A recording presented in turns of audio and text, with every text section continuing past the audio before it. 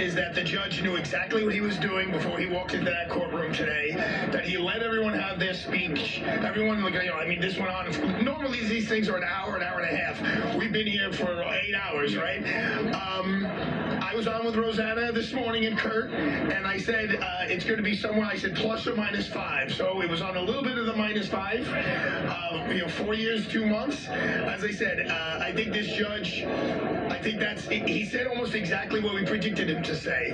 I know you've done a lot of good things, but I also need to take the bad things you've done into consideration, and therefore, here's my sentence. The prosecutor asking for 11 years was way beyond the pale. Department of Probation said 7 years, and he undercut them. I will tell you, no matter what they say when they come out here, the defense attorneys, I hope they're not going to get mad at me for saying this, they're going to go and have a great meal tonight.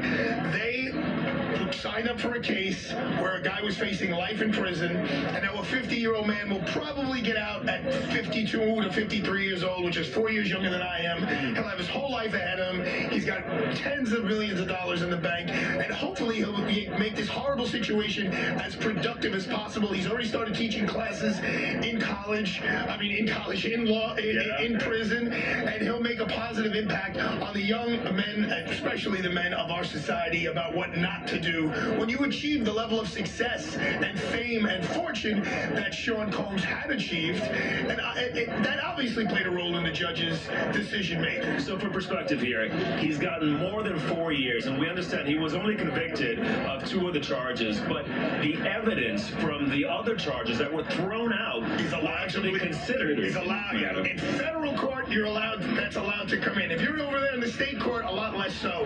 But here, the judge is allowed to take that into consideration. The judge must take into consideration the deterrent effect that it will have on the general public, not just on Sean Combs, but on sending a message to society that you can't do this, and if you do this, you're going to get severely punished. So if you are a part of the prosecution team, how do you view this? What's your response to it? Well, you're already devastated from the acquittals from a couple of months ago, right? Because they were shooting for the moon, and they